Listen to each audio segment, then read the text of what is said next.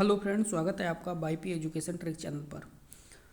तो जैसा कि दोस्तों इस वीडियो के थंबनेल पे आपने देखा था कि इस वीडियो में हम बात करने वाले हैं जो यूपी डीएलएड का सिलेबस है। यूपी डीएलएड जिसका पहले जो पूर्व प्रचलित नाम था वो बीटीसी था। पहले अपने लोग इस डीएलएड को बीटीसी के नाम से जानते थे। तो इस पे लिखा है, देखिए, प्रथम वर्ष प्रथम सेमेस्टर, यानी प्रथम वर्ष का मतलब है आपका फर्स्ट ईयर। जो फर्स्ट ईयर का में प्रथम सेमेस्टर है उसका जो नवीनतम परिवर्तित पाठ्यक्रम है, जो आपका चेंजेस पाठ्यक्रम है, ठीक है, वो पाठ्यक्रम है जो इस समय 2021 का है। ये न्यू सिलेबस है। अब न्यू सिलेबस का पैटर्न क्या होगा, कौन सा सब्जेक्ट कितने मार्क्स का आएगा और कौन से सब्जेक्ट में पासिंग मार्क्स क्या होगा, इन सब की विस्तृत चर्चा हम इस वीडियो में करने वाले हैं। तो आपको बताना चाहेंगे कि आप हमारे चैनल पर नए हैं या अभी तक आपने हमारे इस चैनल को सब्सक्राइब नहीं करा है तो नीचे रेड कलर के सब्सक्राइब बटन पर क्लिक कर लें और बराबर में बेल आइकन की घंटी है उसको भी प्रेस कर लें। इससे क्या होगा कि जब भी हम वीडियो को अपलोड करेंगे तो उसका नोटिफिकेशन सबसे पहले आपके पास पहुंच जाएगा। चलिए अब करते हैं वीडियो की शुरुआत। तो वीडियो को अच्छे से समझिए, ध्यान से समझिए, यही आपके बिल्कुल काम की चीज़ है, ठीक है। ये काम में आपके आने वाली बातें हैं। देखो, हम सबसे पहले बात करेंगे, ये देखिए लिखा है प्रथम वर्ष प्रथम सेमेस्टर, ठीक है, आपके फर्स्ट सेमेस्टर की बात करेंगे। और जैसा कि देखिए यहाँ पे भी लिखा हुआ है ये प्रथम वर्ष प्रथम सेमेस्टर, यानी कह सकते हैं हम जो प्रथम सेमेस्टर है इसमें आपको कौन कौन से सब्जेक्ट पढ़ने हैं और कौन सा सब्जेक्ट पढ़ना है, किस सब्जेक्ट का कितना मार्क्स है, कितने मार्क्स का कौन सा सब्जेक्ट आता है, उस सब्जेक्ट में पासिंग मार्क्स क्या है, तो इन सब की हम अब चर्चा करेंगे। चलिए देखिए स्क्रीन पे देखिए आप, ये आपके प्रथम वर्ष के सेमेस्टर के जो सब्जेक्ट हैं वो आपके दे रखे हैं, ठीक है। आप सिर्फ समझते हुए चलिए। देखो, पहला आपका जो है वो है सैद्धांतिक प्रश्न पत्र। देखिए ये लिखा है आपका सैद्धांतिक प्रश्न पत्र, ठीक। इसमें जो पहला वाला है ये इससे देखिए मैं नाम दे रहा हूँ 1। ये जो पहला वाला है, ठीक, ये लिखा है बाल विकास एवं सीखने की प्रक्रिया। अगर मैं इस सब्जेक्ट की आपकी बात करूँ तो ये पूछा जाता है 50 मार्क्स का। कितने का? 50 मार्क्स का पूछा जाता है और इसमें आपको 30 मार्क्स लाने होते हैं, ठीक है।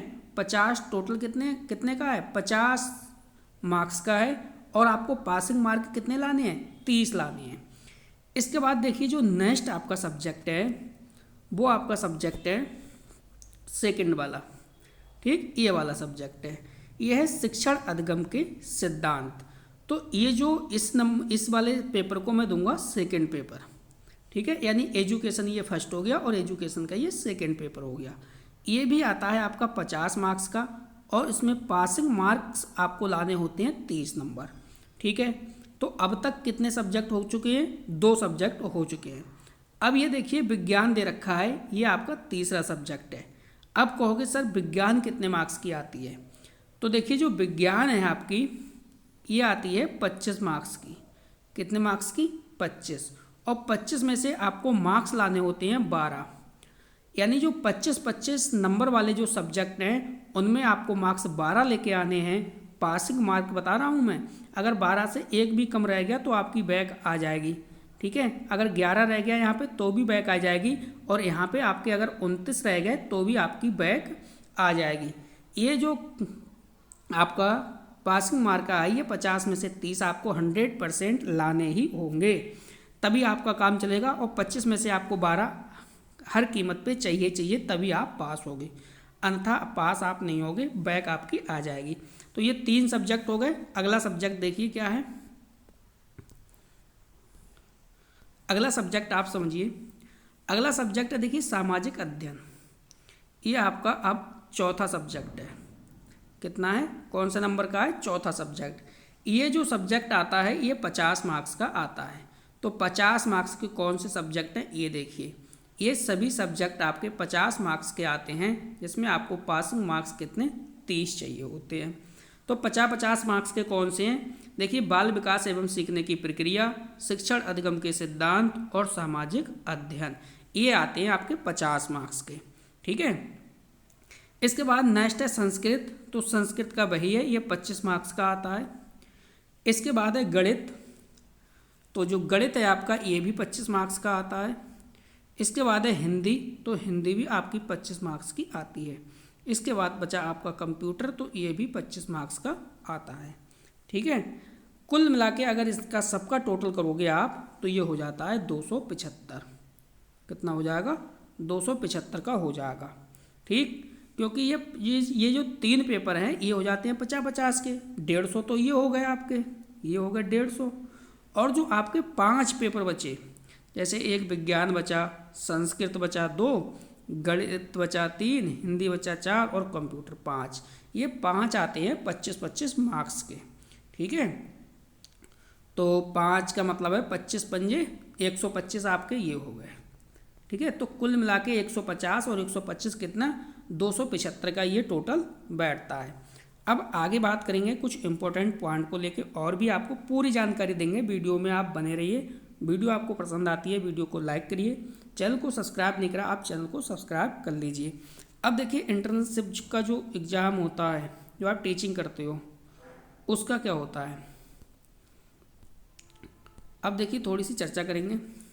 जो आपकी इंटर्नशिप होती है वो देखिए ये होती है 100 मार्क्स की। ठीक है, इंटरनल और एक्सटर्नल की बात कर रहा हूँ मैं, ये 100 मार्क्स की होती है। और इसके बाद अब आप कहोगे सर प्रैक्टिकल के मार्क्स क्या होते हैं, तो प्रैक्टिकल के बारे में मैं आपको बता रहा हूँ, 1 मिनट रुकिए।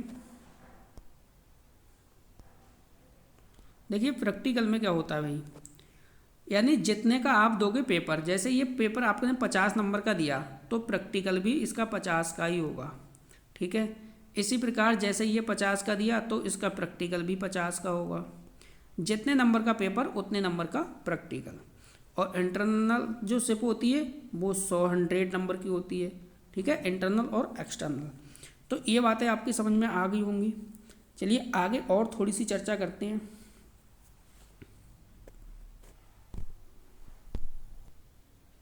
आगे हम बात करेंगे कि इसमें जो पेपर है वो इसका किस प्रकार से पेपर आता है एग्जाम में।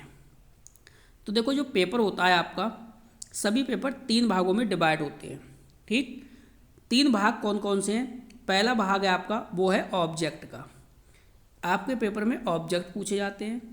सेकंड पार्ट है इसका वो है वेरी शॉर्ट का, किसका है, वेरी शॉर्ट क्वेश्चन पूछे जाते हैं।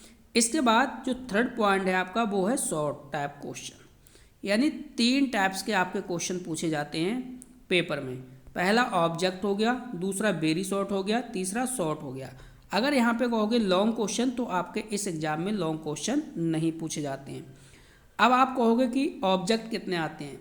देखो जो आपका 50 नंबर का पेपर है इसमें मिलेंगे आपको 15 ऑब्जेक्ट। ठीक, और 50 नंबर वाले पेपर में वेरी शॉर्ट आते हैं 15। ये होते हैं पूरा पैट, ये 15-15 नंबर के 15-15 क्वेश्चन आते हैं। ये 30 क्वेश्चन हो गए और 30 नंबर के हो गए, 1 नंबर का 1 क्वेश्चन। अब यहाँ से देखिए 10 क्वेश्चन आपके इस टाइप के आएंगे जो शॉर्ट टाइप के होंगे। एक क्वेश्चन के लिए 2 मार्क्स होंगे, तो 2 दशावन 20 नंबर इसके हो गए और 15 दूनी 30 ही हो गए। ये तो हो गया 50 नंबर का पैटर्न। ठीक है, इस प्रकार से पेपर पूछा जाता है।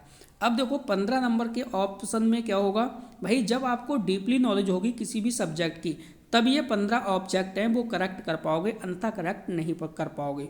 ठीक है, तो आपको डीपली तैयारी करनी पड़ेगी। अब देखिए 25 नंबर में क्या होता है। देखो अगर हम 25 नंबर की बात करें तो उसमें आते हैं 5 ऑब्जेक्ट। क्या आता है, 5 ऑब्जेक्ट होंगे। इसी प्रकार से 6 उसमें होते हैं वेरी शॉर्ट। 6 क्या होते हैं, वेरी शॉर्ट। ये देखो कितने मार्क्स के हो गए, ये हो गए 11 मार्क्स के, 11 मार्क्स के। ठीक है, टोटल यानी 5 ऑब्जेक्ट 5 नंबर के और 6 वेरी शॉर्ट 6 नंबर के। अब ये होता कितना का है पता है, 25 मार्क्स का होता है। ठीक है, अभी आपको 14 और चाहिए मार्क्स। तो जो 7 क्वेश्चन होते हैं वो होते हैं वेरी शॉर्ट। वेरी शॉर्ट नहीं, वेरी शॉर्ट तो ये हो गया, ये होते हैं आपके शॉर्ट टाइप क्वेश्चन के होते हैं। ये कितने होते हैं, 7। ये होते हैं 14 मार्क्स के। ठीक है, एक क्वेश्चन 2 नंबर का, 14 11 देख लो आप, 25 हो गया। ये होता है 25 में से आपको 12 मार्क्स लाने होते हैं।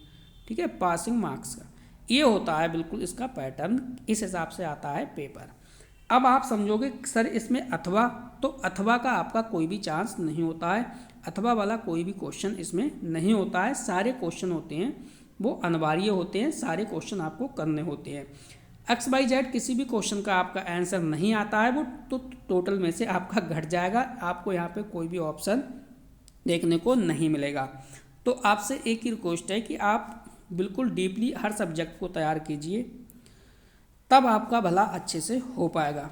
ठीक है, आगे अगर मेरे चैनल से आप पढ़ना चाहते हैं तो बहुत जल्द मैं इसका BTC का जो प्रथम वर्ष का फर्स्ट सेमेस्टर है, इस सेमेस्टर का आपको जो सिलेबस है वो बिल्कुल कंप्लीट कराऊंगा। ठीक है, तो बिल्कुल मेरे चैनल से आप जुड़िए, जुड़ने के बाद आपको बहुत फ़ायदा मिलने वाला है चैनल से। सबसे पहले मैं आपको मैथ कराऊंगा, मैथ सबसे पहले मैं आपका कंप्लीट कराऊंगा, क्योंकि मैथ ही वो सब्जेक्ट है जिसमें ज़्यादातर बच्चों की बैक आती है। अगर दूसरा सब्जेक्ट की बात करें तो जो दूसरा सब्जेक्ट है वो संस्कृत है। संस्कृत और मैथ इन सब्जेक्टों में आपको बैक देखने के लिए मिल सकती है फर्स्ट सेमेस्टर में, अन्यथा किसी में भी बैक आपकी नहीं आएगी। तो सबसे पहले हम मैथ को समाप्त करेंगे, 15 दिन का टारगेट लेके हम मैथ को समाप्त करेंगे। ठीक है, और मैथ के बाद जैसे ही मैथ हमारा कंप्लीट हो जाएगा तो उसके बाद हम तुरंत इस पे आएंगे साइंस वाले पोर्शन पे। ठीक है, पूरा BTC का सिलेबस मेरे चैनल पे आपको मिल जाएगा, तो कहीं भी जाने की आवश्यकता नहीं है। आज मैं आपको बता दूं इस वीडियो के माध्यम से मेरे चैनल पे क्या नहीं मिलेगा। मेरे चैनल पे संस्कृत आपको नहीं मिलेगी, बकाया संस्कृत को छोड़ के ऑल सब्जेक्ट आपको मेरे चैनल पे पढ़ाए जाएंगे, बिल्कुल सिंपल शब्दों में, बिल्कुल सरल तरीके से। तो बस इस वीडियो में इतना ही था। वीडियो देखने के लिए आपका बहुत बहुत धन्यवाद। मिलते हैं नेक्स्ट वीडियो में।